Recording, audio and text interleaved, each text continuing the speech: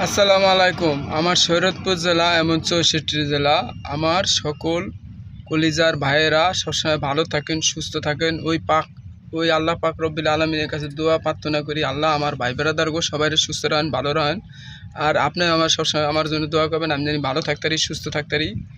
সবাই দোয়া করবেন। এটুই আপনাদের দ্বারে ছোটো ভাই হিসাবে যারা আমার বাবারা তাগতুন দোয়া চাই, যারা আমার মা তাগতুন দোয়া চাই, যারা আমার ভাই তাগতুন দোয়া চাই, যারা আমার বোন তাগতুন দোয়া চাই, যারা আমার দুলা ভাই তাগতুন দোয়া চাই, যারা আমার মামা তাগতুন দোয়া চাই, যারা আমার কলিজার ফুপুরা তারা গতুন আমি দোয়া চাই, যারা আমার কলিজার খালারা তাগতুন আমি দোয়া চাই, যারা আমার কলিজার ভাবিরা তাগতুন আমি দোয়া চাই, দাদি করতুন দোয়া চাই, সবার তো দোয়া চাই। আর সবাই রে আমি জাগো কইতাছি, বাংলাদেশের 64 জেলার সকল মানুষরে একজন সচেতন নাগরিক হিসাবে আমি আপনাকেও কইয়া দিতেছি, আপনাকে শরীয়তপুর জেলার ছেলে হিসাবে।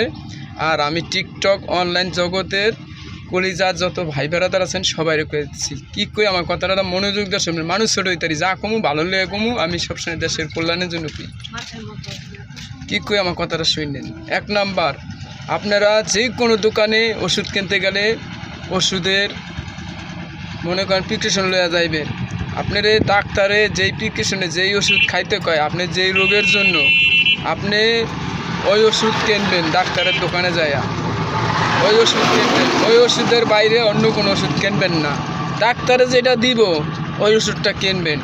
ওষুধটা কিনবেন ঠিক আছে, কেনার সময় যাচাই করবেন যে ওষুধের গায়ে ডেট আছে কি না। মাথায় ওই কথাটি মনোযোগ দিয়ে শুনবেন, আপনার ভালো হইব, উপকার হইব। কারণ আপনি আমার ভাই, আপনি আমার কলিজার বোন, আপনি আমার কলিজার মা, আপনি আমার বাবা, আপনি আমার মামা, আপনি আমার খালু, আপনি আমার আত্মীয় স্বজন, আপনাকে সবারই করে দিতেছি। কারণ আপনাকে আমি ভালোবাসি। আপনি সুস্থ থাকুন, ভালো থাকুন। কিন্তু রাত পয়লে একসাথে মনে করেন প্রতিদিন সকালবেলা দেখা হয়, বুঝলেন?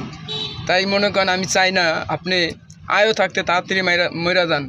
আপনি সচেতন থাকেন, সুস্থ থাকেন, ভালো থাকেন, আমি এটাই চাই। ওই আল্লাহ পাক রব্বিল আলামিনের কাছে দোয়া করি, প্রার্থনা করি, বুঝলেন? সবসময় দোয়া করি। আপনি সবসময় যে কোনো বিষয়ে আগে পরামর্শ লইবেন, যারা বোঝা করতেন পরামর্শ লইয়া যেভাবে ভালো হইব এটা মনে করেন ব্যবস্থা আপনি করবেন, যেটা ভালো হইব।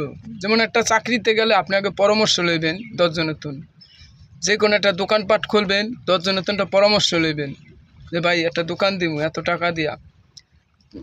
ভালো মানুষ, যারা ভালো মানুষ, বাংলাদেশে তো খারাপ মানুষ সবাই না, যারা ভালো মানুষ তাগুলো কথা বলবেন।